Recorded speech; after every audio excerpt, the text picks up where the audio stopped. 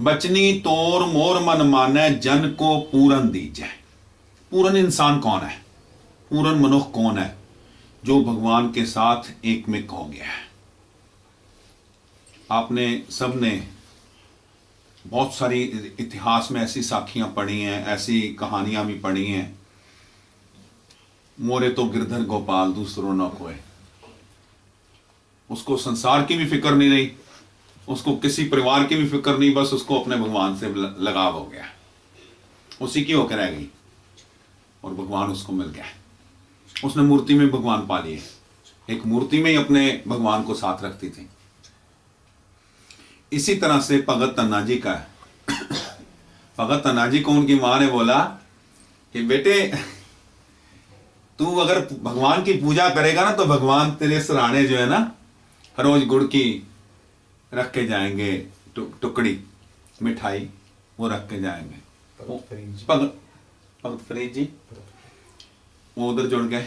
भगत नामदेव जी का जो वहां पे मंदिर है, मैंने आपको बताया, हम पिछले साल भी मैंने आपको बताया था, हम गए थे वहां पे। उनकी मां को भगत ने अपने बेटे ने दर्शन करा दिए। एक दिन उनके पिताजी बीमार थे, लंगर खिलाने मंदिर में नहीं जा सके, भगवान को चढ़ाने। बीठुल कहते हैं वहां पे, भगवान को बीठुल कहते हैं। हाँ जी, हाँ जी, तो बीठुल बीठुल। अब वो माँ ने बोला बेटा ये लंगर तैयार है, तेरे पापा आज ठीक नहीं, तू जाके मंदिर में लंगर चढ़ाया। हो गया, उसको माँ ने बोला था लंगर खिला के आइयो भगवान को। वो बैठ गया, वहाँ बहुत बड़ा पत्थर है एक, वो जिस मूर्ति के आगे पूजा करते हैं जहाँ पे बीठुल को उन्होंने माना हुआ है, बहुत बड़ा है वो। बैठ गया, कहता खाओ। अब वो कैसे खाए? रोने लगा। थोड़ी देर बाद 1-2 घंटे निकल गए तो रोने लगा। कहता है तुम खा नहीं रहे, मेरी माँ ने बोला है खिला के ही आना है, तुम खाओगे नहीं तो मैं जाऊंगा नहीं, मेरी माँ मुझे मारेगी। वहां पे जाओ ना, वो पुजारी जी बहुत अच्छे वे में ये कथा सुनाते हैं पूरी। कहते जब वो थोड़ी देर वो बच्चा रोया तो भगवान प्रकट हो गए, भगवान ने उसके हाथ से खाना खा लिया। अब वो घर चला गया। माँ ने पहले तो काफी डांटा डपटा, कहां था इतनी देर से? वो कहता वो आ ही नहीं रहे थे, वो बाद में आए, मैंने उनको खाना खिलाया और मैं वापस आ गया। माँ को विश्वास नहीं हो रहा, माँ को पता है हम तो वहां जाते हैं सिर्फ रख के आ जाते हैं उसके आगे। माँ कहती कैसे आ गए? तो भगवान जब रहम करते हैं ना, कृपा करते हैं। अब माँ विश्वास नहीं कर रही, बच्चा खिला के आया है, तो माँ कहती चल मुझे दिखा किसको खिला के आया, तो कोई और आगे खा गया, भगवान तो खाते ही नहीं। अब वो बच्चा लेके गया, जाके वहीं बैठ गया। कहता है हे भगवान मेरी माँ नहीं मान रही, तूने खाया है, तू प्लीज आ जा एक बार इसको दिखा दे कि तूने खाना खाया है। कहते हैं भगवान ने बच्चे की वजह से माँ को भी दर्शन दे दिए। बोलो वाहिगुरु वाहिगुरु वाहिगुरु वाहिगुरु वाहिगुरु। तो हम लोग ये जो संगत करते हैं ना, ये सिर्फ कर्म बनाने के लिए है। देखो हम सब लोगों के जीवन में कोई भी पूर्णता नहीं है, कोई हो सकता है बहुत ऊंचा हो, कोई नीचा हो, कोई मिडल में हो। सीख रहे हैं तो जब सीखना है ना तो टीचर के आगे झुक के सीखना है। भगवान हमारा टीचर है, भगवान के आगे झुक के सीखना है। और जिसको झुकना आ गया उसने संसार में सब कुछ पा लिया। इसीलिए जब आप जाके माथा टेकते हो ना इस तरह से पूरा झुक के, तो वो भगवान की सुप्रीमेसी शो करने के लिए मेरा सर जो है तेरे चरणों में पड़ा है, क्योंकि मेरे जी शरीर का सबसे ऊंचा पार्ट तेरे शरीर के सबसे नीचे पार्ट में पड़ा है। भगवान के आगे हम माथा टेकते हैं, उस वक्त एक चीज ये सोचनी चाहिए कि मैंने जब माथा टेका तो मैं अपनी गंदी सोच भी वहां छोड़ाऊं, तेरी अच्छी बातें कर ले जा। अब बात पे आना है लेना और देना। उस बात के बाद हम एक शब्द पढ़ेंगे। लेने और देने में हम जीवन सफल करना है और अपनी मौत सफल करनी है, दोनों चीजें चाहिए। कई बंदों का जीवन बड़ा अच्छा होता है और मौत बड़ी खराब होती है। कईयों की जीवन बहुत अच्छा नहीं होगा, सिर्फ मौत अच्छी हो जाती है, एकदम मर गया चला गया।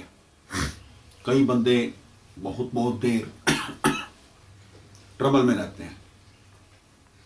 जीवना कैसे सफल होता है? जब भगवान का नाम जपते हैं, अच्छी संगत करते हैं, अच्छे कर्म करते हैं, अपना दसवंध निकालते हैं, अपनी लोड़वंदों तक अपना पैसा भी बेचते हैं, अपना समय भी लगाते हैं, किसी का भला करते हैं तो जीवन सफल हो जाता है।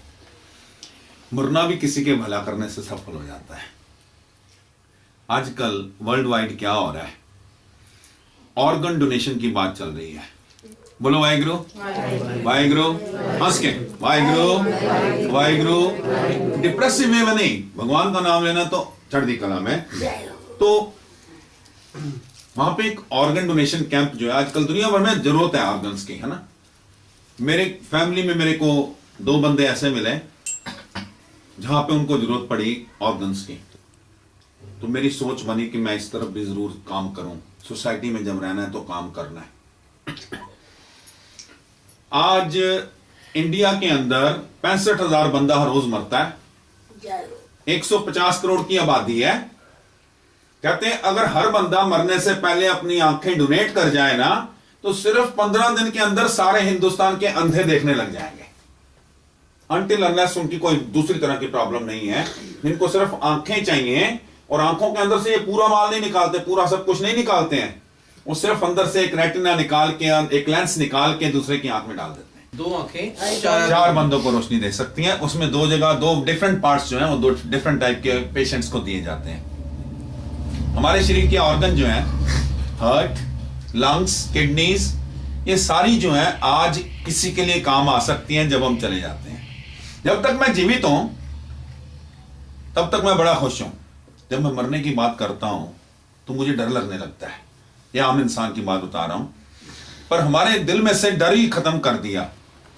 कबीर जी ने एक शब्द बोला बहुत प्यारा, कबीर मोहे मरने का चाव है, कबीर मोहे मरने का चाव है, कबीर मोहे मरने का चाव है, कबीर मोहे मरने का चाव है, मरो तहर के द्वार, मरो तहर के द्वार, मत हर पूछे कौन है, मत हर पूछे कौन है, बड़ा हमारे बाप, बड़ा हमारे बाप। कबीर जी कहते हैं, सारा दुनिया मरता मरता जग मुआ, आते हैं चले जाते हैं, आते हैं चले जाते हैं, कुछ नहीं करते जीवन में, ना जीवते जीवन में भला करते हैं, ना मरने के बाद भला करते हैं।